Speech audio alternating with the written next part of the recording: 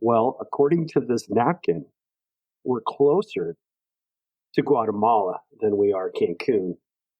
So we may as well just go to Guatemala. Welcome to 10 Minute Travels. With me, as always, is Shane Patrick. And with me, as always, is Phil Freeman. Tonight, we're going to be talking with Kevin Neff about traveling off of a napkin. If you want to learn more about that or anything else we talk about at 10 Minute Travels, please check out 10minutetravels.com. Let's get right to it, shall we? And I would like to start by just introducing our guest tonight, Kevin Neff, and a little background story on Kevin.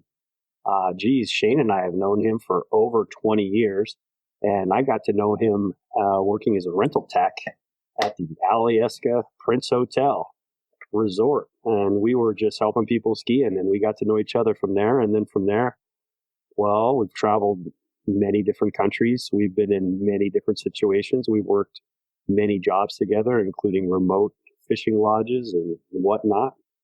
Lots of adventures out there. And well, Shane and I were talking about, maybe an interesting story. And, Kevin and I one time headed south with just a napkin as a navigation device. And we're going to talk a little bit about that tonight. Go for it. Well, our friend Brandon had traveled in that area before, and one night we had some drinks, and he decided that he was going to draw us a map of where we needed to go. First, can I interject just by saying that we were going to start by fishing in Iceland, if I remember correctly. Right. That was our goal. You changed the whole travel plans to Cancun. I didn't change them. They got changed on us because you bought me a ticket to Cancun. It was super expensive to go to Iceland. I know. But then you tell me, oh, we're going to Cancun. I'm like, oh, and I'm going 2 days before you. Technically, I didn't buy your ticket without your... You did. Let's talk about Brandon. Anyway, so our friend Brandon drew us a map on a napkin at the bar. And he's like, you got to go here and here and here in Mexico. And then when you get down into Guatemala, like you got to go to these places. You got to go to these places. And so, yeah, we basically used that napkin to get around. It got us from Cancun all the way to what's the town? Tikal. What was that little town that was in the middle of the lake? It was called. I gotta look that up. Oh yeah, I don't remember there, but that was cool. Like little peninsula town in Guatemala. So I also know Brandon, and he's a good artist and he has good penmanship. So my first question is, was the map to scale? It was a pretty good map. It was a really good map. But then we discovered after a little while that there were some major flaws. We had this discussion before we got onto the plane because we kind of snickered.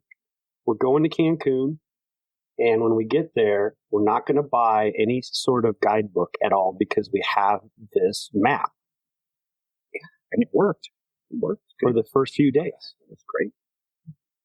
It got us through Belize and into Guatemala, and he showed us, there's some towns that we needed to hit in Guatemala. Like a couple of them were a little he got his north and south mixed up a little bit, but we figured it out, and it's like, oh yeah. And we ended up having a great trip, except for when you got robbed and what else went wrong. That was about it, really. One morning when we woke up, Kevin looks at me and he goes, we have a problem, because he was the keeper of the map. I was wondering about the map durability of a napkin. Yeah, I mean, it was our precious. So, and Kevin's good about the things he cares about. So I knew that it was in good hands. And he got up perplexed one morning and he wasn't right. And it wasn't because he didn't have coffee. It was because he noticed something on the map that was not working for us. And we were going to try to see all the ruins around Cancun. That was really what we were going to do. And so we headed south out of Cancun and we showed up at Tulum, right? That little beachside ruins that you see in all the postcards. So those first couple days were glorious.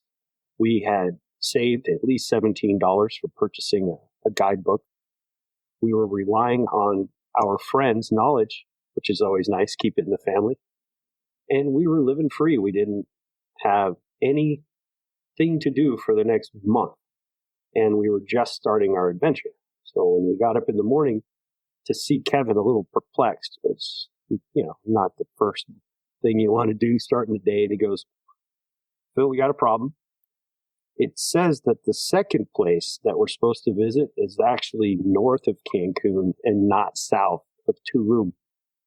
And we looked at each other, took pause, went to breakfast, might have had a beer, and we hadn't bought any bus tickets anywhere. And we decided, well, according to this napkin, we're closer to Guatemala than we are Cancun. So we may as well just go to Guatemala. And since the napkin isn't really reliable anymore, maybe once we get to Guatemala, let's buy a Lonely Planet book so we know where we are. And if I remember correctly, that hotel that we stayed at in Tulum, when we checked out, we had to wade to the lobby. It was raining so hard that the lobby was full of water. I don't know if you remember that. I vaguely remember that. It was raining so hard that we literally, it was almost knee deep walking right up to the desk. It was hilarious. Like, oh man, what's going to happen to us now? And then you go out on the street and get a bus or what. Like, we figured the highway was north-south, so we head south. The only way to get to Guatemala was via Belize. We didn't think we needed a visa for any of that. So, and they accepted our money for the passage all the way into Guatemala. So we got on the bus and we had a transfer in Belize City, which was a scene in itself that we could go into the story about Reverend, what's his name, in Chetumal, Mexico, if you want to. Reverend, you remember? I don't remember his name, but this is actually a pretty good traveler advisory. And never travel with somebody that is gullible like Philip Freeman. This was so funny. We get off the bus in Chetumal. We're about to cross the border into Belize, and this large black man approaches us, and he's like, he's well dressed. He's well dressed, and he introduces himself as a reverend, and he's from Chicago. And he starts telling us this story about how he got separated from his family, and he needed to get to Acapulco, and he needed money. He got separated from his money. He got separated from his family. I need money to get to Acapulco, and Phil bought it. That's what's hilarious is Phil bought this thing, and he goes into the grocery store to the ATM, and he's gonna give this guy some money, and I'm like, you know what, dude? You don't get a Caribbean accent in Chicago. That's what I'm like, man, I'm calling this guy out. Like, I'm like, all right, dude, you want to go to Acapulco? We're at the bus station. I'm like, let's just go over to the bus station. I'll buy you a ticket to Acapulco. Oh, call his bluff. Yeah. I'm like, let's get in line. So we're getting in line. So sideline, when we're over at the grocery store waiting for the ATM to open up for us, and Kevin's starting to give me the looks like, Phil, you're being stupid right now. I get the looks once in a while, and I know exactly what they are. And I started to second guess myself. But the children, there was a gaggle of children that were standing off to the side watching us, and clearly watching something they'd seen happen before. Oh, yeah. It was obvious to me.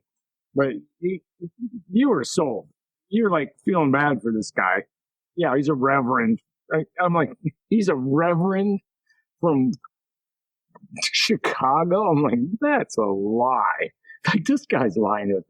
Well, I get in line with him. I'm like, yeah, I'll buy you a ticket to Acapulco. This is like $20 or something. In Mexico, it's kind of cheap to travel on bus, you know. I'm like, yeah, I'll buy him a ticket to Acapulco. Well, I get in line with him, and we're standing there, and I'm looking at the display, and like, oh yeah, there's one leaving, pretty soon. Like, oh yeah, it's $25, and you can go straight there and all that. And I turn around, and the guy's gone. The guy is just gone, like just disappeared. I called his bluff. He knew it, and he just left. It was awesome. And I put my ATM card back in my pocket. Yeah. That was awesome. And then we ran into later in our whole trip in Guatemala, we ran into some people that ran into the German backpacker girls. Yeah. They had met the same guy. And actually, he was noted in The Lonely Planet, of which we were on our way to buy. He was somewhat famous, this guy. So we brushed arms with a famous little thief. It wasn't on Brandon's napkin, so we didn't know. Yeah, you can't blame Brandon for that. Yeah. There's so much I want to, but that guy, Reverend, he had a good story. And, I got to hand it to him. At least he didn't put a gun in our face or nothing. He just had this story. Right, he wasn't stealing from you. He was trying to get you to give it away. Exactly. But what was remarkable was how he came out of the crowd to face us, and everybody around him knew exactly what he was up to, and no one said anything. That's what's and funny. He led us around. They get in. That's their daily entertainment, apparently. Like, they watch Reverend, what's his name, work the people that get off the bus. You never know, too. He could be married to their cousin or part of the community. So then we go for a bus transfer in Belize City, which is part colonial, part Africa, part jungle, humid, and bustling. And we had about a 3 or 4 hour layover there for buses. Yeah, we had nothing to do. And it was people watching trophy craziness. And in your face, we tried to sit off to the side. We got approached by a dreadlocked guy that had a couple Time magazines or Newsweeks in his hand, and he was pointing out some current political events and asked us if we were CIA. We went to the market. We watched some jugglers. Yeah, if you want to get to the heart of the country, go to the bus station. That's my advice. You go to the bus station, you're going to see some stuff. Yeah, it's true. I mean, that's where budget travelers are of all walks, right? Yeah. People coming up on their luck and people going down on their luck.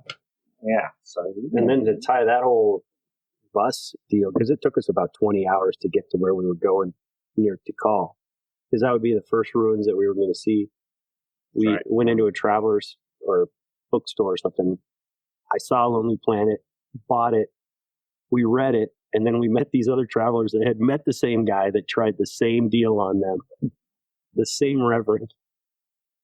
And then we went and started seeing ruins and kind of going around Guatemala for the rest of the month. That was fantastic. And I highly recommend Guatemala. It's a great place to travel. That was Kevin Neff talking about traveling off a napkin. If you want to learn more about that or anything else we do at 10 Minute Travels, please check out 10minutetravels.com. And we want to remind you to make sure that your sense of humor matches your sense of adventure. And please like, subscribe, and share this podcast on all the platforms.